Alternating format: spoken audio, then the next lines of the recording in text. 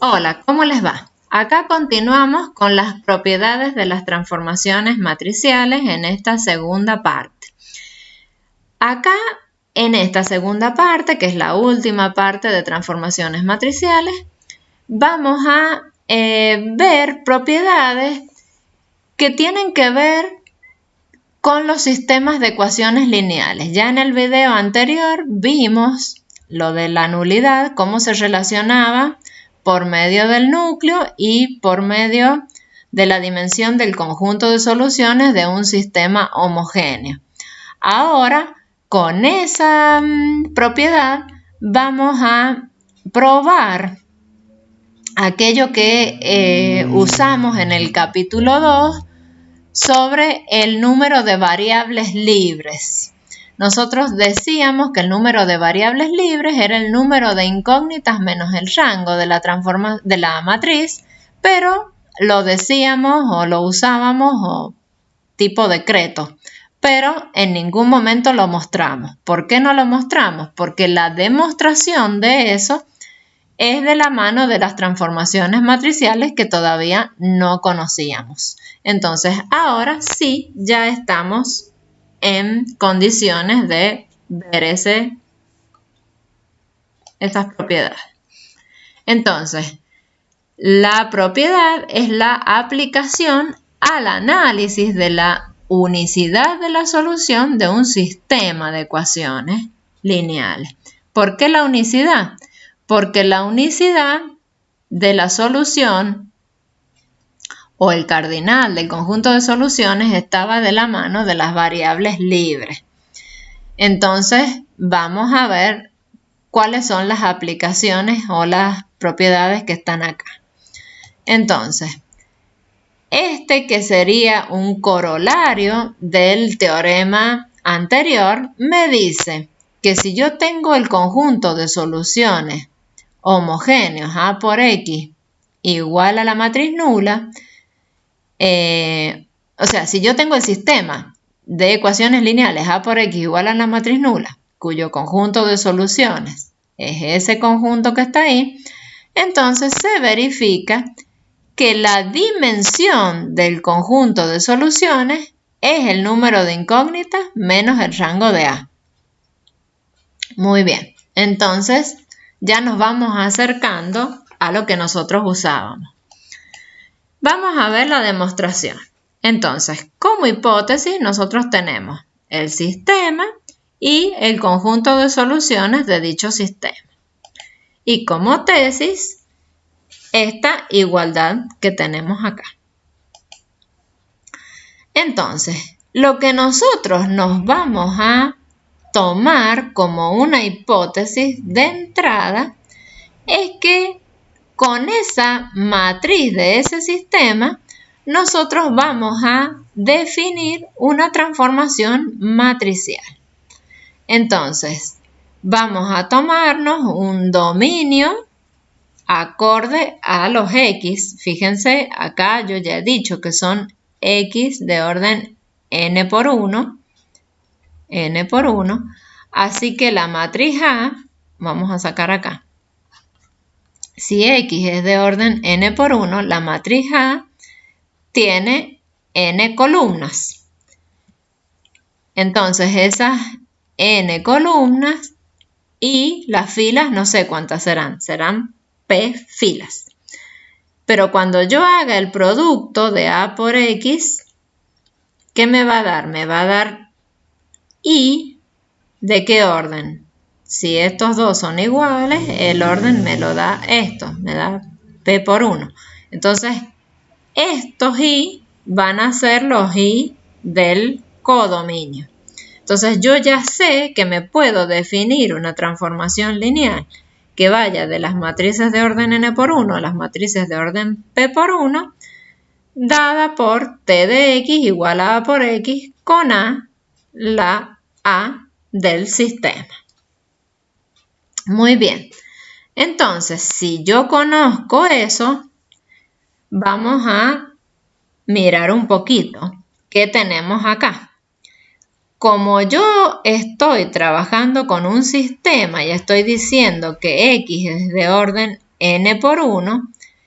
¿Qué son las n? Son las incógnitas del sistema. O sea que el número de incógnitas del sistema es n. Eso vale por 1, por lo que dije aquí, aseguré aquí, y también por H2. O sea, también podría decir por H2.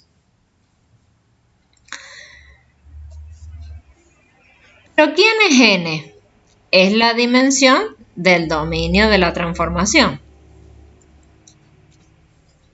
Y eso nosotros sabemos por el teorema de la dimensión, que es n de t más r de t. ¿Y qué más sabemos?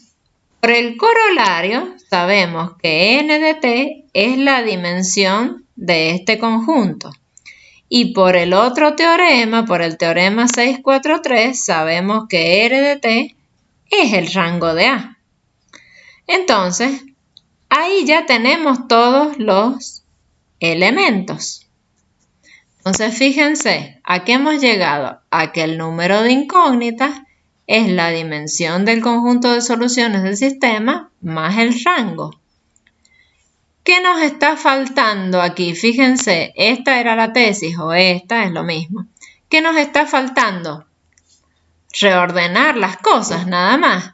Entonces, de acá, yo puedo decir que esto lo dejo aquí para despejarlo y este que está sumando pasa restando. Entonces, directamente llegamos a que la dimensión del conjunto de soluciones del sistema es efectivamente el número de incógnitas menos el rango de A. Muy bien, pero para nosotros, lo que nosotros habíamos estado viendo es que esta diferencia, nosotros no decíamos que era la dimensión del conjunto de soluciones. ¿Qué decíamos nosotros? Que esa diferencia era el número de variables libres. Bueno, eso lo tenemos en un lema. En un lema vamos a probar que la dimensión de este conjunto es efectivamente el número de variables libres. Y ahí se une todos los resultados que nosotros hemos estado empleando. El lema es el lema 641 que me dice que en todo sistema de ecuaciones lineales homogéneos, A por X igual a la matriz nula, se verifica que el número de variables libres es esto. Es la diferencia que nosotros empleamos.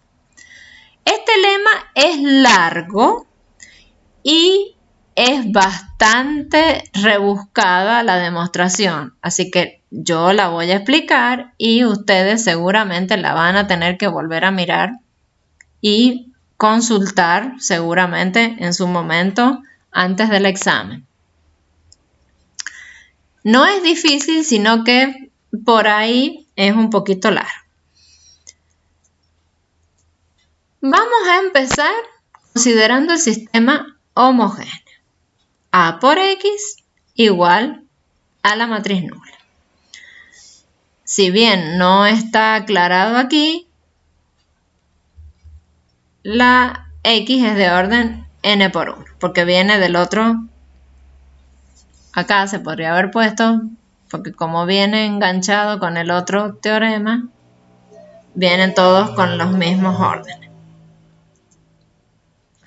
Entonces acá vamos a decir, bien bonito, sea el conjunto de soluciones, los X de orden n por 1, tal que A por X es la matriz nula. El conjunto de soluciones. Ahora vamos a retomar lo que se vio en los capítulos anteriores. Entonces dice, en el capítulo 4 se demostró que el conjunto de soluciones de un sistema lineal homogéneo con n incógnitas es un subespacio vectorial de Mn por 1. Si es un subespacio vectorial, podemos hablar de dimensión.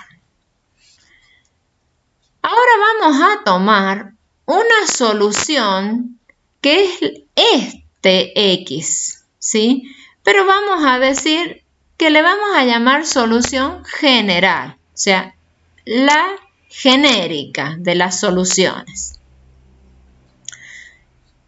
Porque después vamos a trabajar con soluciones particulares. Entonces, por eso vamos a hacer la distinción entre la solución general o genérica y después las soluciones particulares. Entonces, vamos a tomar la general de esa solución, de ese sistema.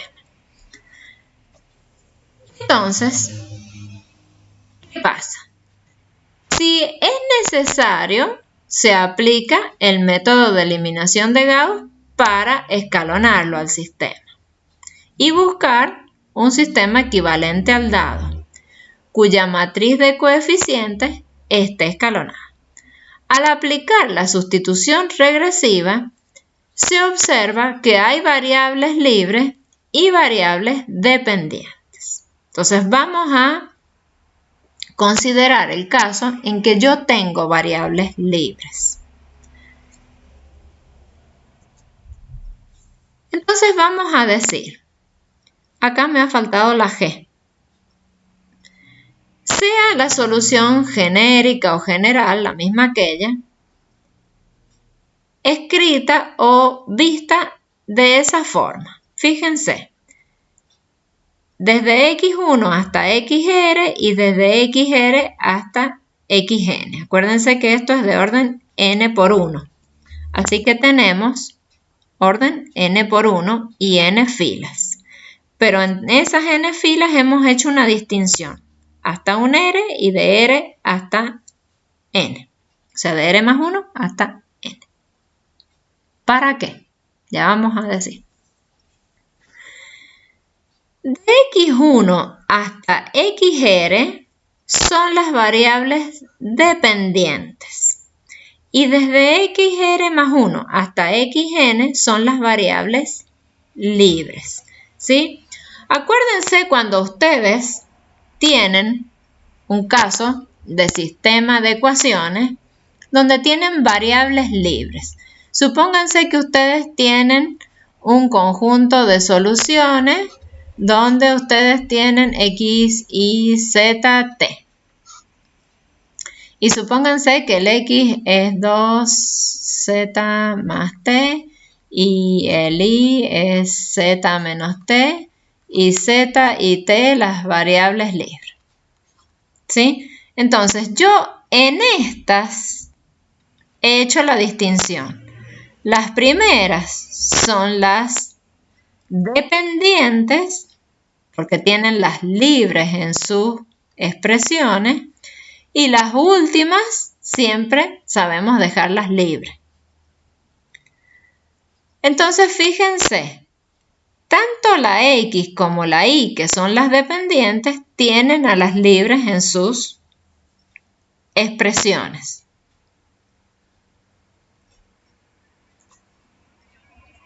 Entonces, al despejar las expresiones de las variables dependientes, quedan ellas, ahí puede haber faltado una coma, quedan en función de las variables libres, una cosa así. Entonces, fíjense, yo podría haber visto la X y la Y como las veo aquí. Fíjense, las dependientes, que eran estas primeras, x1, x2, xr, puestas en función de las otras. Entonces, fíjense, este es como si fuese el C11 y aquí el C, que el C11 es 2 y el C12, porque es la primera, la X1. Supongamos que hubiese sido así. X1, X2, X3, X4. Acá tengo el C21 y acá tengo el C22, porque esta, o sea, supongamos que esta es la X1, que esta es la X2, que la Z es la X3 y la T supongamos que es la X4. Entonces, ¿qué pasa? La x1 y la x2 están en combinación lineal, ¿sí?, de las otras variables.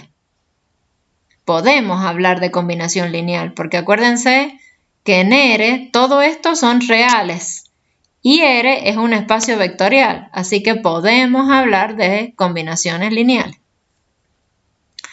Entonces, las dependientes quedan como en combinación lineal de las independientes o de las libres.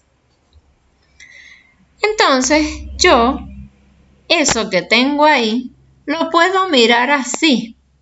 Esta misma, yo ahora puedo decir, de x1 a xr, tengo las expresiones. Esto acuérdense que es la xg. Tengo las expresiones. Y de ahí en adelante, las libres quedan como están, desde R1 hasta N. Esto lo voy a borrar porque ya me va a molestar.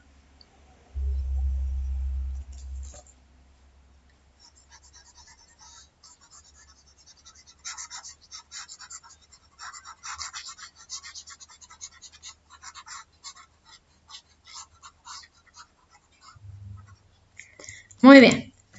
Entonces, ¿se acuerdan cuando alguna vez hemos visto esta situación? No me olvido que es el ejercicio 9 del práctico 2, creo que era. Que cuando teníamos esto así, nosotros esto lo podíamos desdoblar sacando estos x comunes afuera. ¿Y cómo nos van a ir quedando? Cuando yo saque el xr más 1, va a salir este y el 1, que está acá. Pero de ahí para adelante no hay r más 1. Así que van a ser ceros. Cuando saque el xr más 2, vamos a tener eso y eso. Entonces vamos a tener C12, C22, todos hasta el CR2. Y acá no hay R más 2, así que ahí va a venir un 0. Y va a venir el 1 que está ahí.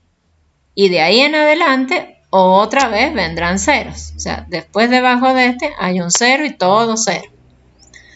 Así va a ir pasando hasta que lleguemos hasta el xn. Entonces van a salir estos numeritos y de ahí en adelante todos serán 0 hasta el último, hasta este unito.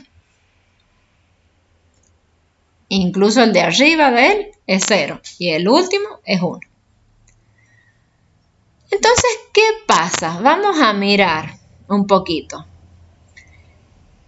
Estas matrices que están acá, ¿sí?, son las soluciones particulares. Cuando nosotros decimos, démosle 1 a esta y 0 a las otras, ¿qué nos queda? Si les damos 1 a esta y 0 a las otras, aquí nos va a quedar en esta 1 por esto, 1 por esto, 1 por esto, y cuando todas estas otras valgan 0, todo esto se va a anular. Entonces nos va a quedar esta matriz. En otro caso de otra solución particular le vamos a decir, démosle valor 1 al xr más 2 y 0 a todas las otras variables libres. Entonces, ¿qué va a pasar? Nos va a quedar este número, este número, este número, el 1 que dimos y todo lo demás se va a anular y así siguiendo. Entonces, ¿qué pasa? La solución general no es más que una combinación lineal de soluciones particulares, que nosotros le vamos a llamar S1, S2 hasta Sn menos R. ¿Por qué Sn menos R si yo aquí tengo estos números y acá termino en n. Pero acuérdense que nosotros teníamos R, vamos aquí, estoy aquí con el cursor. Fíjense, nosotros acá tenemos n filas, o sea que tengo n elementos. Pero de esos n elementos yo dije que desde el 1 hasta r eran las variables libres. Y desde el r en adelante, o sea, desde el r más 1 hasta el n, desde el x1 hasta el r, las variables dependientes. Y desde el r más 1 hasta el n, las libres. Yo solo me estoy fijando ahora en las libres, porque esas son las de mi interés, las variables libres. Entonces, ¿cuántas hay de aquí? Desde el n hasta el r más 1. Las n menos las r. Es ese número de variables que hay aquí. ¿Sí? Entonces, yo le voy a llamar S1 a la que acompaña a este, S2 a la que acompaña a este, Sn menos r a la que acompaña a la última. Ahora no coinciden los subíndices de esto con esto, ¿sí? Por eso aquí es donde uno puede confundirse un poquito. Entonces ahí tienen que revisar un poquito eso. Bueno, entonces, ¿qué va a pasar? Esto que yo tengo aquí, esta x sub g, es en realidad esta x que está acá genérica, sino que yo le puse así genérica para no confundir con las particulares. Entonces, ¿qué quiere decir? Que esto es x, ¿sí? Y que yo lo puedo mirar ahora al conjunto de soluciones que yo primero lo miré así, diciendo estas x son de la forma tanto por S1 más tanto por S2 más xn por Sn menos r con estas las libres. Entonces yo ahora me olvido un rato de esto y digo, cuando yo tengo acá un conjunto de combinaciones lineales de esta cosa y todas las otras cosas, ¿qué estoy teniendo? Estoy teniendo el conjunto espacio generado por esta cosa, esta cosa, esta cosa. Y si esta cosa y esta cosa las pongo en un conjunto alfa, yo estoy diciendo que el conjunto de soluciones es el subespacio generado por alfa. Con alfa, el conjunto formado por S1, S2, Sn menos r. Ya habíamos visto que estas son soluciones particulares. Si son soluciones particulares, el alfa está contenido en el conjunto de soluciones. ¿Cómo son estas soluciones particulares? Fíjense, no miremos esta parte para arriba. Esta parte no la miremos. Miremos esta parte de aquí para abajo. Acá hay un 1, todos los demás 0. Acá hay un 0, acá hay un 1 y todos los demás 0. Acá hay 0, 0, 0 y recién el 1 hasta abajo. Por esa partecita, por ese sector, ¿a qué me está haciendo acordar ese sector? Me está haciendo acordar a la base canónica. Si una parte es independiente, el resto no me interesa. Ya por esa parte, estas matrices son linealmente independientes. Entonces, el alfa es un conjunto de vectores linealmente independientes. Entonces, fíjense, alfa genera, alfa está contenido y alfa es linealmente independiente. O sea que, ¿qué es alfa del conjunto de soluciones? Es base del conjunto de soluciones. Acá, ojo que escribí 2 veces el 14, acá es 15. Y bien, acá está bien. Todas estas correccioncitas que voy haciendo ya están en el apunte corregido, así que después va a ir el apunte con todas las correcciones. Entonces, ¿qué estamos diciendo en 16? Que la dimensión del conjunto de soluciones es el cardinal del alfa. ¿Y cuánto es el cardinal del alfa? Si voy de 1 hasta n menos r, es n menos r. ¿Y qué habíamos visto? ¿Quiénes eran estas n menos r? Eran las variables libres. Era el número de variables libres. Ajá. ¿Y quién es n? ¿Quién era n? N era el número de incógnitas de el sistema. ¿Y quién es r? Fíjense, cuando yo tengo esta situación, las variables dependientes coinciden con el rango de la matriz, porque hasta ahí es que pude escalonar. Las variables dependientes siempre me dan las filas no nulas, o sea que el R es el rango de la A. Entonces, ¿qué llegamos? A que por el corolario 642, que nos decía de que la dimensión del conjunto de soluciones era el número de incógnitas menos el número de variables libres, el número de incógnitas menos el rango, es que hemos probado que la dimensión del conjunto de soluciones es el número de variables libres, como tenemos allá. ¿Sí? Entonces, ahora ya tenemos probado todo lo que usamos en el capítulo de sistemas. Entonces, una parte lo probamos en espacios vectoriales y otra parte la probamos acá. Entonces, ya queda todo probado lo que alguna vez usamos por decreto. Muy bien, entonces hasta acá llegan las propiedades de las transformaciones matriciales. Algunas de las propiedades, porque las transformaciones matriciales tienen muchas propiedades, pero que no las vemos a todas en la asignatura. Muy bien, entonces hasta acá es el capítulo 6.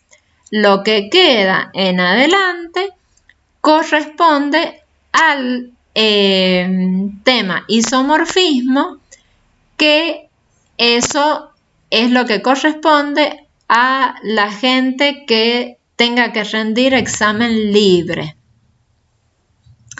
Así que el capítulo 6 para la gente que está cursando termina acá.